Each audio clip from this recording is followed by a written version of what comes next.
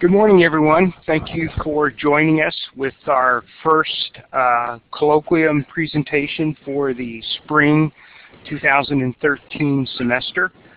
My name is Dr. Bill Fisher. I'm on the faculty of the School of Library and Information Science at San Jose State, and we are pleased to have with us, as the slide you're looking at indicates, Philip Gust, who, in addition to being the current president of the Silicon Valley chapter of SLA, which is the SLA chapter local to San Jose State, Phil also works with the LOCKS program at Stanford, and LOCKS stands for Lots of Copies, Keep Stuff Safe. And he'll be discussing what's going on with that particular program in regards to digital preservation.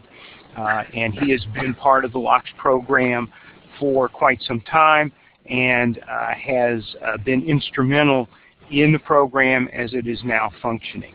So I'm going to turn things over to Phil in just a second. We will have an opportunity for questions and answers when Phil's presentation is finished.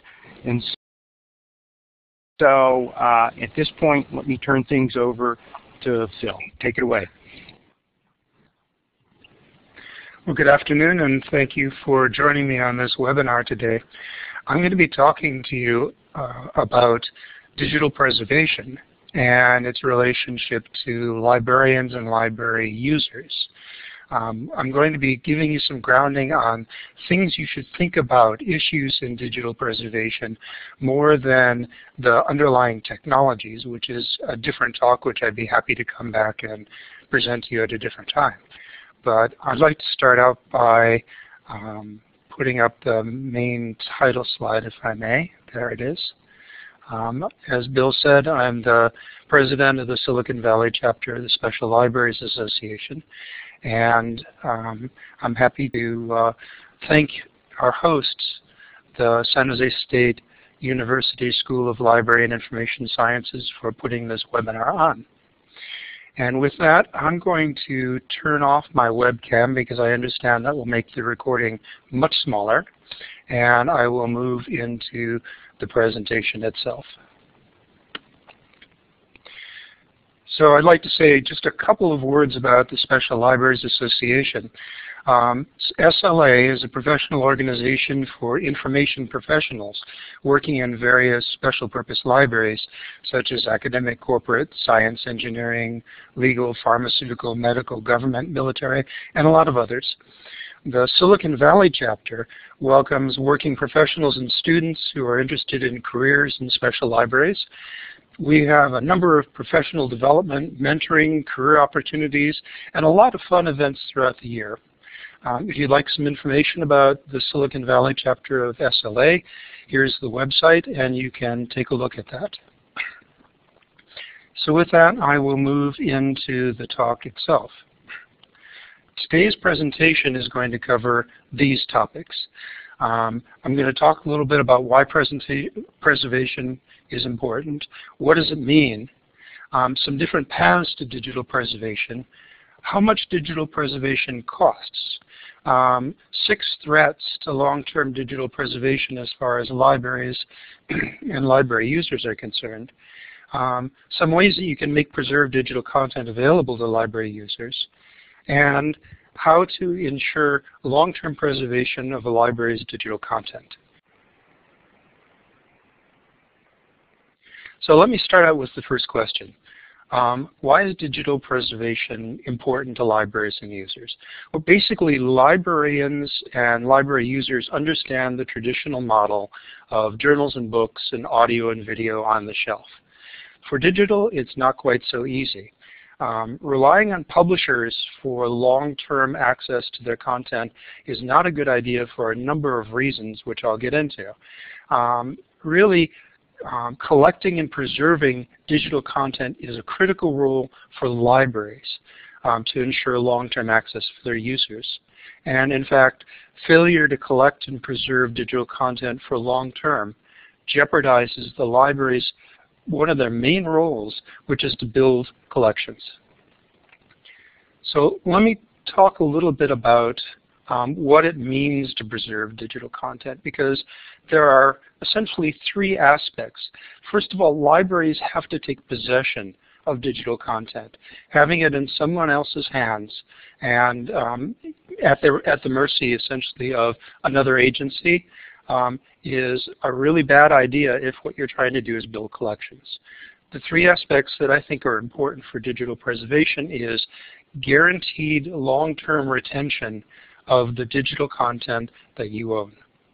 The second is that however you retain that content, it must be in substantially the same form as the original. That is to say, you could do what Project Gutenberg does and just scrape the text, and that's an acceptable, marginally acceptable form, but really digital preservation is about preserving the experience that end users had when they actually looked at the digital content on the publisher site. And the third aspect, and perhaps the most important and overlooked, is immediate access when the original content's unavailable. You can preserve digital content, you can lock it away in a safe, but unless you can make it available as a failover when the content becomes unavailable from its original source, you don't really have preservation. And I think that that's a really important point to take away, and I'll talk about that again at the end. So if we think about paths to digital preservation, there's really a spectrum of paths, and these lay out the four main ones as far as I can tell. One is you can rely on continued access through the publisher. And I said this is not a good idea because publishers go out of business, your library might have to cancel the subscription, and you no longer have access to that. For a number of reasons, relying solely on publishers for long-term digital preservation is a non-starter for libraries. You could try doing local backups of copies yourself. You could spider the publisher's websites. Some publishers will send you CDs of their pre-publication material. It's essentially XML files, PDF files on DVDs or CDs. And you could retain those, but they're really not in a form that you can present to the users or make available.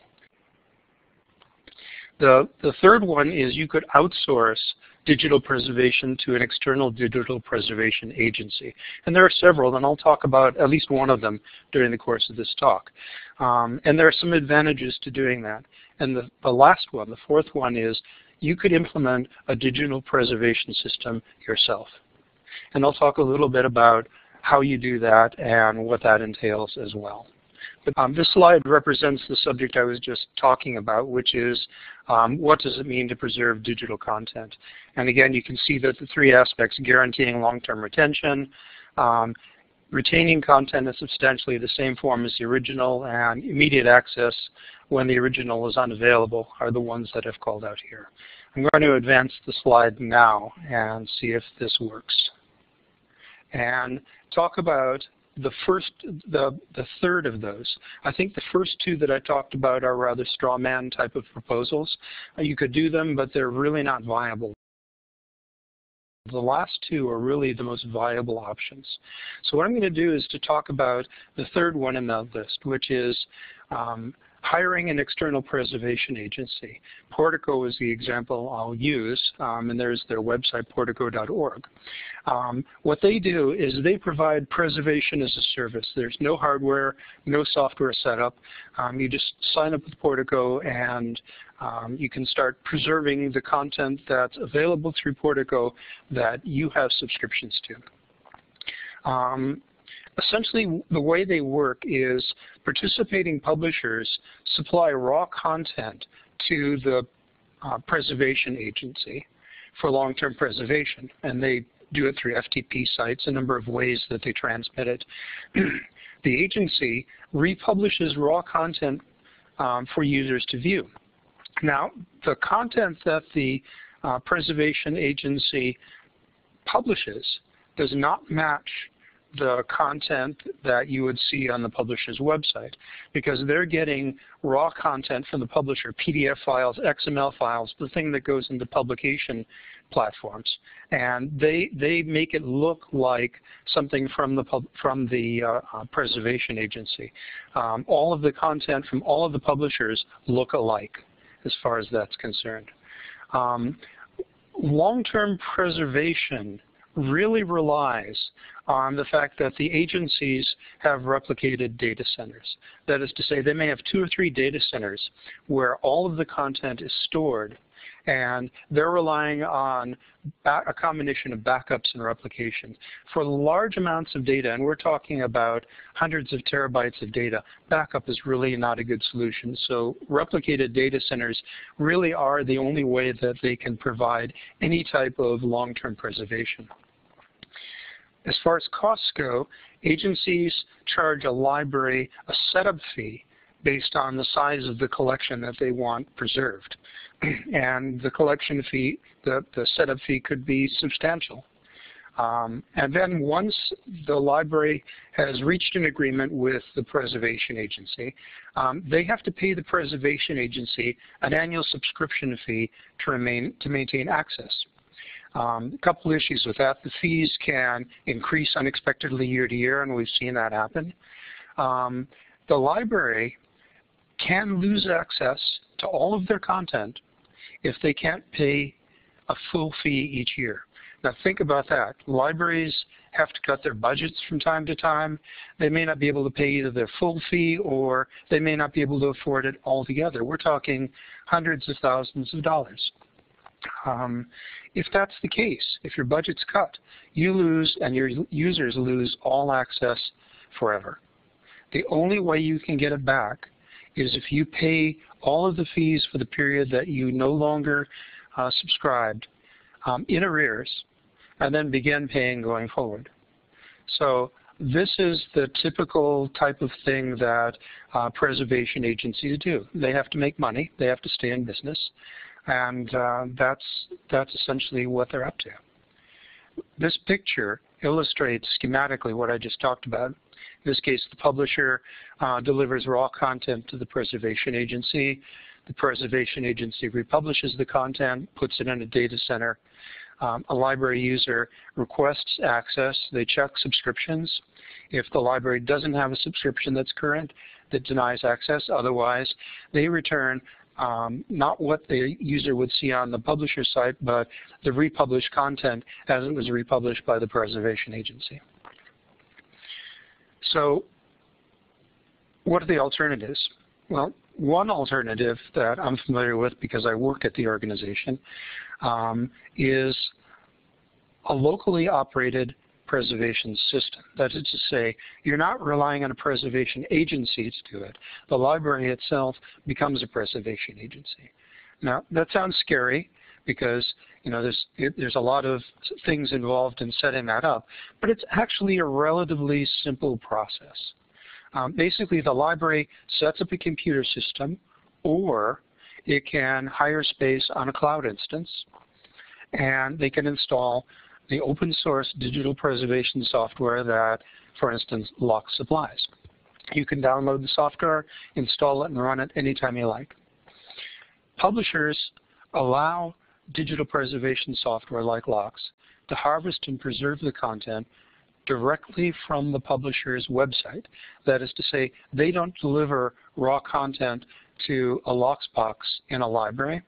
The LOX box in the library, because the library has access to the content on the publisher's website, can actually go out to the publisher's website, harvest the content, and preserve it locally. The library actually has possession. The preserved content is identical to what was on the publisher's website when the content was harvested and preserved. So when the user looks at it, it's exactly the way they saw it at that time. Long-term preservation isn't based on a data center replication. We take a slightly different approach, and there are several other digital preservation systems that take other approaches as well. In our approach, each library has a LOX box, and the hundreds of libraries that may have a given title, the lockboxes in their libraries talk to each other. And what they do is they periodically compare the content in their lockbox versus the content in all the other lockboxes that have that same title. If the content compares, everything is good, and you know that you probably have exactly what the publisher gave you. If it doesn't, then there's a repair process that takes place among the lockboxes so that the content in the lockbox that may have content missing or content that's not the same as everyone else can repair that content and become in sync with all the other libraries. All this happens automatically and behind the scenes. There's nothing that librarians have to do. This is an automatic process. There's no setup fee. This whole process relies on existing agreements between the library and the publisher. There is absolutely no locks agreement that a library has to sign, and there's no locks agreement that the publisher has to sign with respect to their content. If they have access to it through a subscription and the publisher agrees to make it preservable, then they can preserve it. The library pays the organization that produces the software a small annual support fee to update the knowledge base that describes how to preserve a title and new volumes and years of a title. The fee is not based on the number of titles that you preserved. It's a flat fee. So the main point is that organizations like LOCKSS who produce this software as open source are not for profit. The fees remain stable over many years. And second, and most important, the library retains the preserved content even if they stop paying the fee to get access to new content. There's no penalty to rejoin.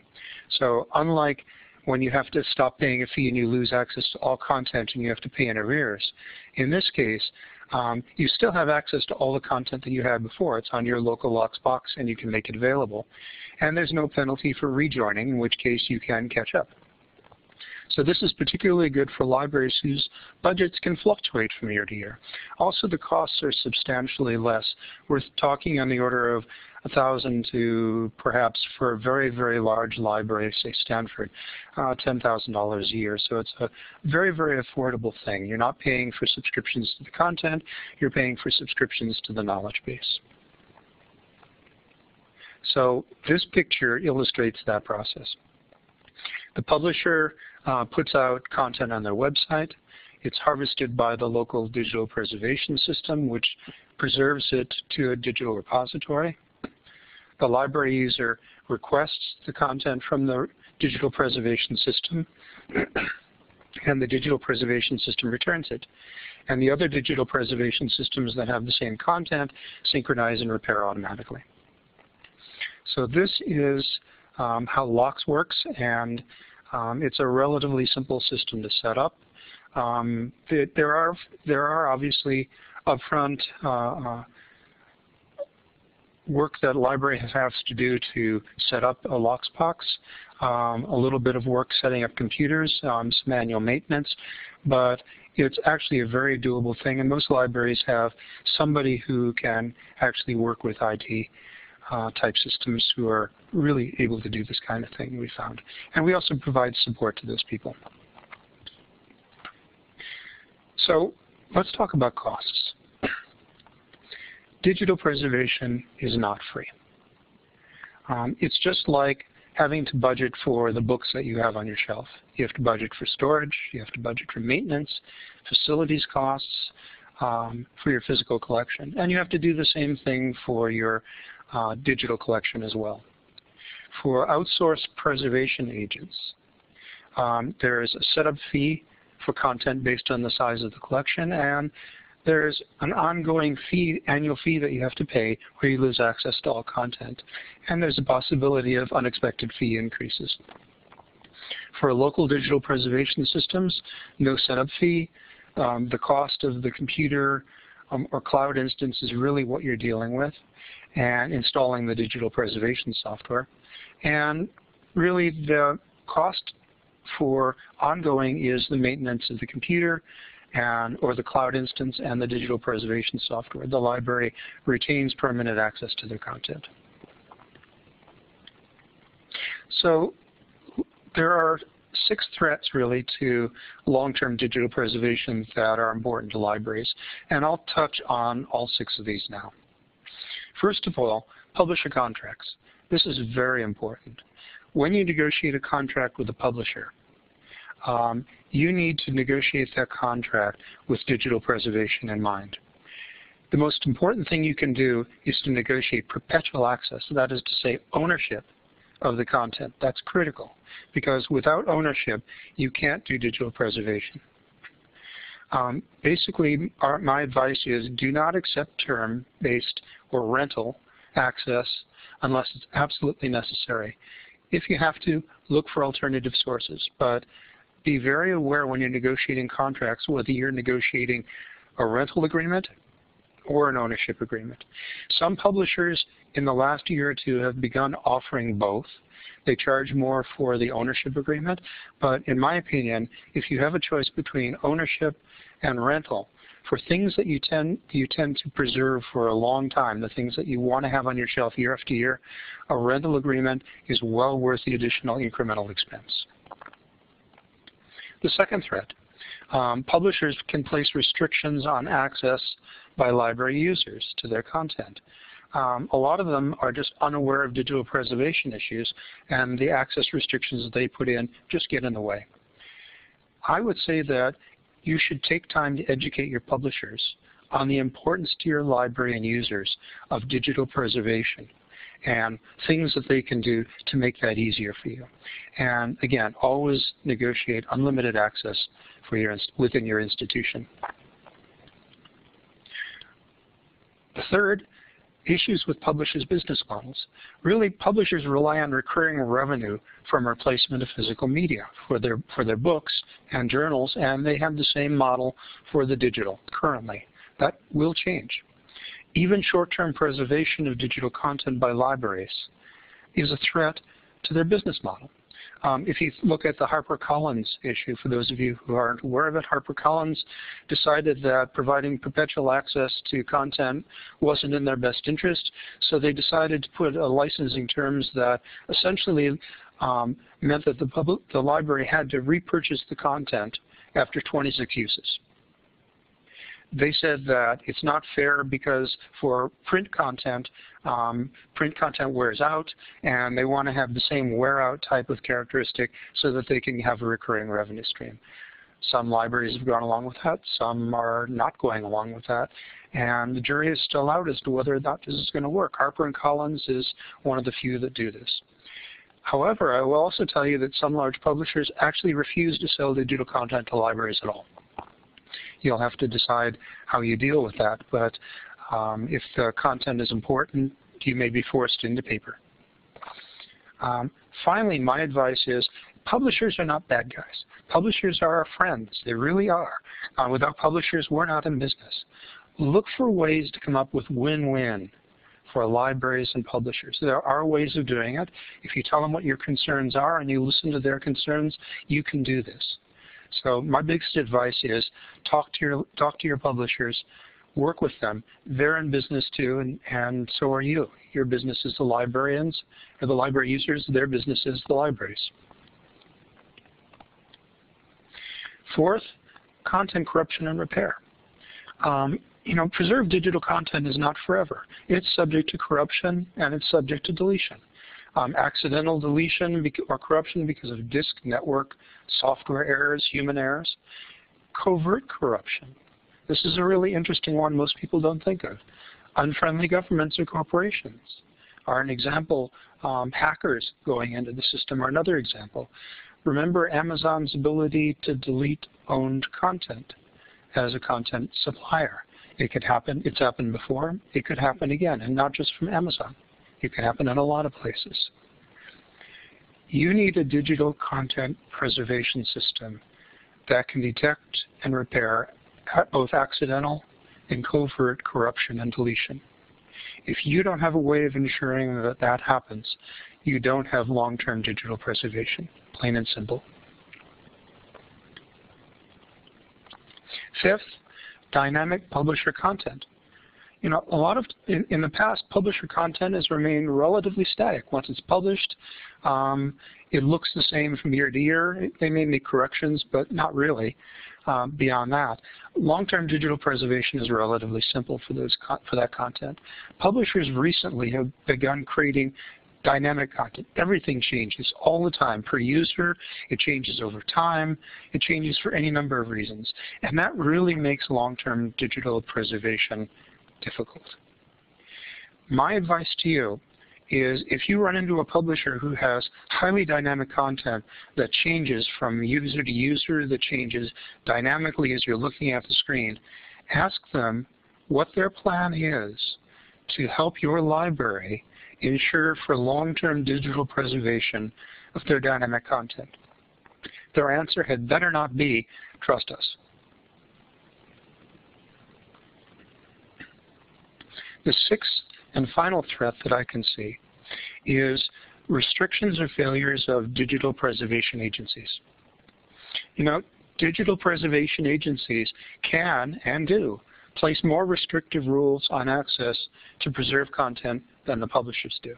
And you need to be aware of this. You may have a set of restrictions that your publisher places, but because you are preserving your content with a digital preservation agency, you play by their rules, ultimately. Many agencies are essentially rental models in disguise. That is to say, you stop paying, you stop having access. They're essentially not much better than relying on the publisher, because if you have to stop paying, you lose all of the content. You don't have long-term access. Digital preservation agencies can fail, or they could be taken over. Business acquisitions happen all the time, especially in the publishing industry. That can impact your library users' access to preserved content too. Terms may change. They may make certain content no longer available, or they may bundle it. And finally, the thing to think about here is that data centers alone can't guard against long-term accidental or covert corruption or deletion of data. They just can't. You may have 2 or 3 data centers around the world, but if something happens to one, it can happen to all of them. So let me talk about ways that you can make preserved digital content available to users. You know, you can preserve digital content that you subscribe to, but unless you can make it available to users, first of all, that won't be of much use. But second of all, there's actually some real advantages to libraries making the preserved content directly available to users on a day-to-day basis. A couple of ways that you can actually do that. Link resolvers, which are ways that you can map bibliographic information to access to publishers' data for anything from the title all the way down to an individual article, are a great piece of software, and a lot of libraries have them. They're integrated with their online public access catalogs, or OPACs.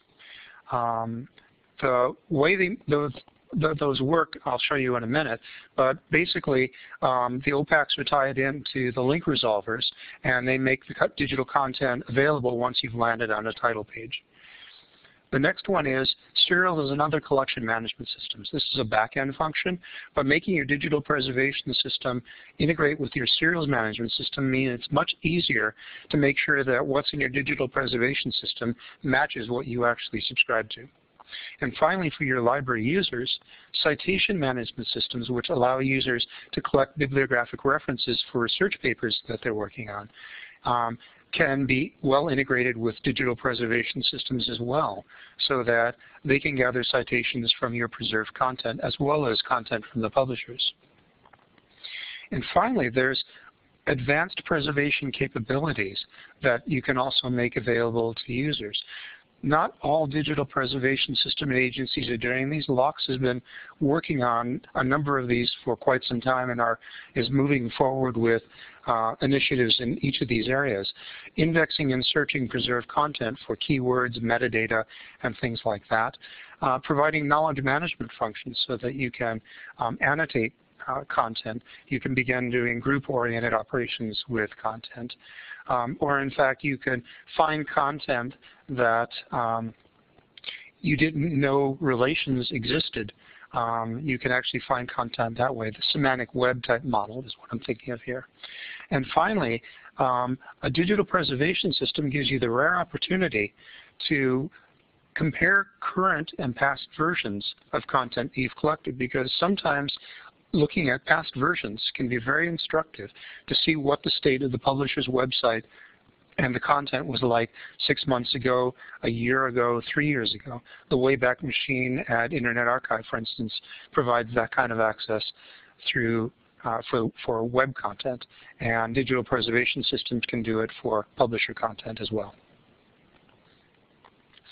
So let me run you through a quick example of what it looks like to integrate a digital preservation system with your OPAC and with your link resolver. What I have on the screen right now, and I apologize, it's a little small, but hopefully you can read this and you'll be able to look at the slides when they're available. This is the SearchWorks OPAC that's available at Stanford University. And what I've done is I've entered a title that I'm interested in this case, The Economist's Voice. And I press Find. And what I find is there are several entries in the Stanford OPAC, and there's The Economist's Voice. So what I'll do is I will select that. And what it offers me is the ability to find that content online from a number of sources. This is where the link resolvers come in. What the link resolvers do is they integrate with the OPAC. I keep saying card catalog because that's what I'm used to. The OPAC at this point. And they provide a search dialog. And here's an example of that. That lets you enter bibliographic specifications. So in this case, you could enter the year, the volume, the issue, the page from whatever citation you have for that content. And if you press search on that, what will happen, because I entered it in the target for the Locksbox at Stanford University, is it went to the Locksbox at Stanford and actually found that article. And there's the landing page for the article. And if I click on the show me the PDF, there's the PDF file corresponding to that article, but not being served from the publisher. Instead, it's being served from the library's Locksbox.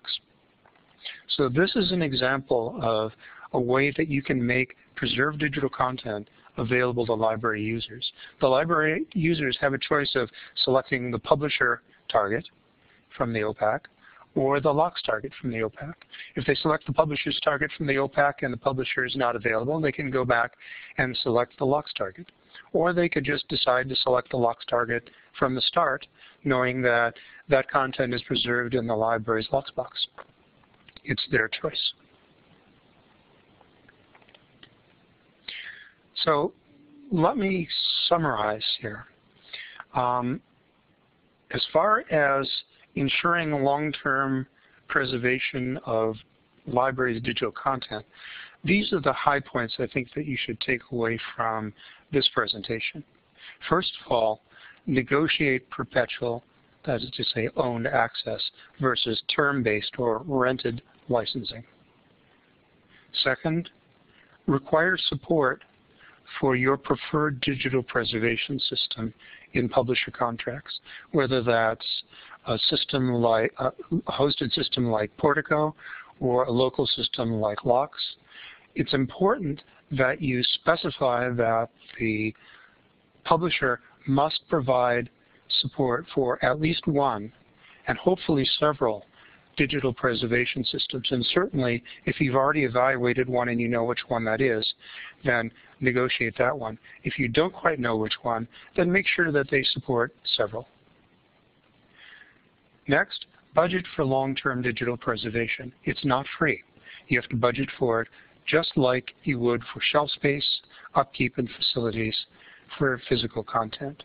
So switching from physical books and journals to digital books and journals doesn't eliminate costs. It shifts costs to other areas, and it may, in some cases, be cheaper. You'll have to analyze it for your library and find out. Next, evaluate the digital preservation risks when you select a digital preservation solution. Every digital preservation solution has a set of risks associated with. It's important that you evaluate what those risks are, understand what they are, and ask a lot of questions before you decide to go with a digital preservation solution. Picking a solution, finding you are wrong, and changing is a very, very time-consuming and sometimes a very expensive proposition. So it's important that you spend a lot of care and time selecting a digital preservation solution. What's the most important thing is that you do evaluate and that you do select one. Next, integrate your digital preservation system with other library and user-facing systems. You know, there's a reason that I hadn't actually mentioned for doing this. If you have a digital preservation system, it's all too easy to ignore it because it's sort of like your fire sprinklers or your uninterruptible power supply. You only use them when you actually need them, and when you need them, it's too late. If you can integrate your digital preservation system with your other library systems, then if something happens to go wrong with your digital preservation system, temporarily becomes unavailable, stops working, has a glitch, it can happen. At least you'll get a really early warning from either your users or your library backend systems that something is wrong, and you'll have a chance to rectify it. And finally, make digital content accessible to library users in as many ways as possible. Not only will it provide uninterrupted access to your preserved digital content, but if you evaluate and select your digital preservation system carefully, you may find that there are other value-added benefits that can be provided by those systems in terms of value-added services that aren't being provided by the publishers. And as you start exposing the users and getting them used to interacting with those systems, it's very easy for you to start introducing new high value-added services that go with that digital preservation system. So in today's presentation, I've talked about why digital preservation systems are important, what does it mean to preserve digital content, paths to preservation, how much preservation costs, some threats that you need to consider to long-term digital preservation, how to make preserved digital content available to library users, and finally, ways that you can ensure long-term preservation for your library's digital content. I'd like to thank you for being with me this afternoon, and I'd be happy to take any questions now, but if you have any questions later, here's my email address, and I'd be happy to answer email. If you could put digital preservation somewhere in the subject line so that I can more quickly pick out the title, then I'll be happy to get back to you. Thank you very much, and I'll be happy to take questions now. Great. Thank you, Phil. That was a great presentation and very nicely done. If people do have questions that they would like to ask Philip now, please do so. You can raise your hand, get in the queue, and take the microphone. I just want to make a comment that, you know, early on in your presentation when you were talking about the more commercial-oriented kinds of situations where if you stop paying, you lose all access to the content. And the first thought I had was what's going to happen with numerous federal libraries by the end of this week, although I don't think that money flow is going to stop that precipitously, but that's a situation where, you know, it's unanticipated and they could lose all their content because of this budget situation. You're absolutely right. That's possible. If the libraries have to shut down, then the question is, will their IT systems shut down before? What you perhaps don't know is that there are actually two federal depository systems running in parallel. One is a print-based one, and there are depository libraries all over the country that have content. Not all libraries have all content. The second one is an online federal depository system that is actually being run using LOCKSS technology by the depository libraries. And James Jacobs at Stanford is one of the leaders in that area. And if the libraries can manage to keep their IT systems up, then access to those online federal depository systems is going to remain. The question is, will they be able to keep the IT systems up and running during that period of time? But even if they don't,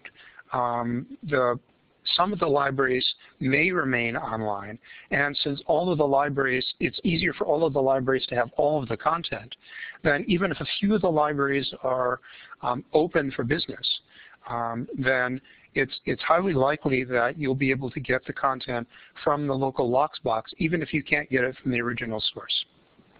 As I indicated earlier, that the recording will have some immediate, you can access the recording right away, but we will also do some post-processing of the recording, and it will be up on YouTube in about a week or so. And have a great rest of the day.